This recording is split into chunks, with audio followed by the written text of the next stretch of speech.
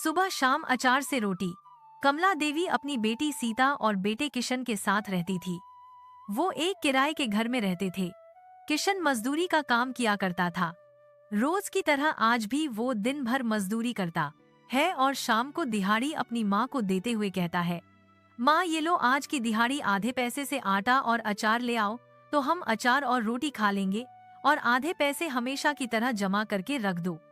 अरे बेटा, पैसे तो जमा करके बाद में रख दूंगी, सबसे पहले साहूकार का किराया देना पड़ेगा। वो आज आया था अपना किराया लेने और कहकर गया है कि कल फिर आएगा, और अगर हमने उसका किराया नहीं दिया तो वह हमें घर से निकाल देगा। ठीक है माँ, तो तुम पहले उसको किराया दे दो। भगवान जाने हमें इस किराए के घर से मुक्ति कब मिलेगी और कब हम पैसे जोड़कर अपना घर बनाएंगे। वो लोग यह बातें कर ही रहे थे कि तभी सीता एक प्लेट में रोटी और अचार ले आती है और अपने भाई को देते हुए कहती है, माँ भैया ये लो अचार रोटी, खाना खा लो। दरअसल उनके घर में दोनों टाइम सिर्फ अचार और रोटी ही खाई जाती थी, क्योंकि किशन अकेला कमाने वाला था। जो कुछ पैसे वो मजदूरी करके लाता वो अपने घर का किराया दे देता और बचा हुआ पैसा जमा करके घर खरीदने के लिए रख लेता। इसीलिए उन लोगों को गरीबी में जीवन बिताते हुए अचार रोटी ही खाना पड़ता था। वैसे ही समय बीत रहा था और एक दिन कमला अपने बेटे को देख अपनी बेटी सीता से बात करती है, तेरे भाई की उम्र हो चली है, यही सही उम्र है उसके हाथ पीले करने की, पर ना जाने तेरा भाई शादी के लिए राजी होगा भी या नहीं। माँ, जीवन के सफर में हर किसी को अपना जीवन साथी चाहिए और भैया तो अकेले इस घर के लिए ना जाने क्या क्या करते हैं, तो जाहिर सी बात है उन्हें भी अपने इस मुश्किल सफर में जीवन साथी की जरूरत होगी। दोनों माँ बब आपस में बात कर रही थी, तभी वहाँ किशन आता है और उन दोनों को आपस में बात करता देख उनसे सवाल करता है, जिस पर कमला उसे उसके रिश्ते की बात बताती है और किशन शादी के लिए हाँ कर देता है। समय गुजरता है और गुजरते समय के साथ किशन का रिश्ता निधि नाम की एक लड़की से हो जाता है और बहुत जल्दी किशन और निधि की शादी हो जाती है। अगले दिन निधि का अपने ससुराल में पहला दिन था। वो तैयार होकर अपनी सास के पास जाती है और कहती है, मांजी मैं किचन में जा रही थी, बताइए मैं सबके लिए क्या खाना बना लूं? बेटा, हमारे घर में तो दोनों टाइम अचार रोटी ही बनती है और हमें वही पसंद है, तो तुम ऐसा करो कि सिर्फ रोटी बना लो, क्योंकि अचार तो हमारे घर में पहले से रखा है, हम रोटी के साथ अचार खा लेंगे। निधि को यह सुनकर बड़ा अजीब लगता है, लेकिन वो कुछ नहीं कहती और किचन में जाकर रोटी बना लेती है और सभी को अचार के साथ रोटी परोस देती है। अब सभी लोग बड़ी खुशी के साथ अचार रोटी खा लेते हैं। अब रोज उनके यहाँ सुबह और शाम अचार रोटी बनती थी। सभी लोग वही खाते थे और निधि को भी वही खाना पड़ता था। निधि को अचार रोटी खाना बिल्कुल भी पसंद नहीं था।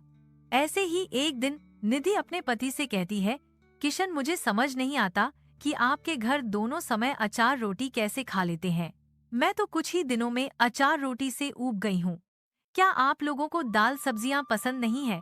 ऐसी बात नहीं है निधि, दाल सब्जी किसे पसंद नहीं होती, लेकिन पिताजी के जाने के बाद सारे घर की जिम्मेदारी मुझ पर आ गई और बहुत गरीबी से हमारी जिंदगी आगे बढ़ी। यह घर भी हमारा किराए पर है, क्योंकि हमें खुद का एक घर लेना है और छोटी की शादी के लिए पैसे भी जमा करने हैं।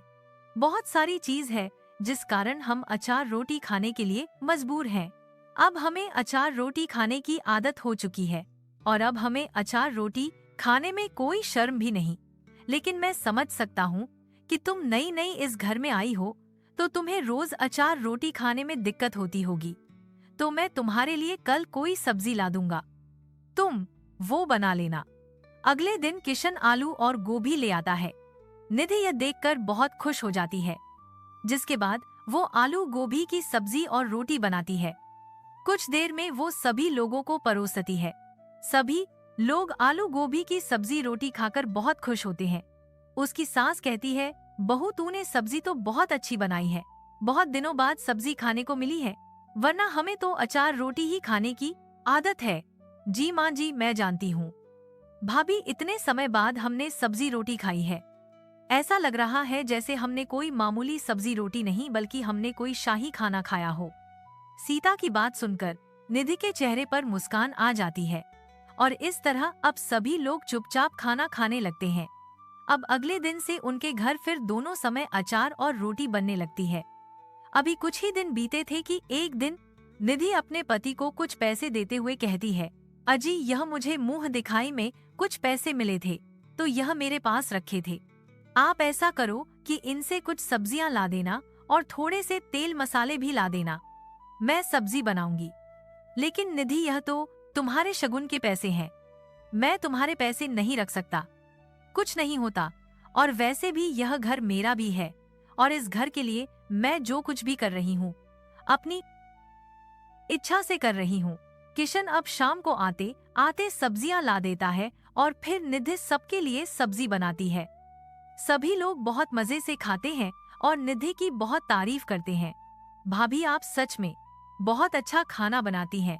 सच कहूँ तो मैं तो सब्जी का स्वाद भूल ही गई थी, लेकिन जब से आप आई हैं तब से सब्जियां खाने को मिल रही हैं। सच कहूँ तो मुझे बहुत अच्छा लगता है सब्जी दाल खाना। इस तरह सभी लोग खाना खाते हैं। ऐसे ही कुछ दिन और बीत जाते हैं।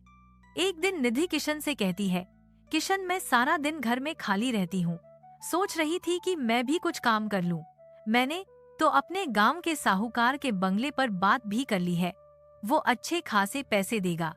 तुम कहो तो मैं काम करना शुरू कर देती हूँ और इससे जो पैसे आएंगे उससे मैं घर में दाल सब्जी वगैरह बना लिया करूँगी। आपको भी सहूलियत मिल जाएगी और सभी को अच्छा खाने को भी मिल जाएगा। साथ ही हम लोग जल्दी पैसा जमा कर अपना घर भी खरीद लेंगे। वैसे भी आजकल सिर्फ 2 हाथ नहीं बल्कि 4 हाथ कमाने वाले होने चाहिए, तभी घर चलता है। निधि अगर तुम काम करना चाहती हो तो मुझे कोई ऐतराज नहीं है। किशन की बात सुनकर निधि बहुत खुश हो जाती है और अगले दिन से वो साहूकार के बंगले पर काम करने लगती है।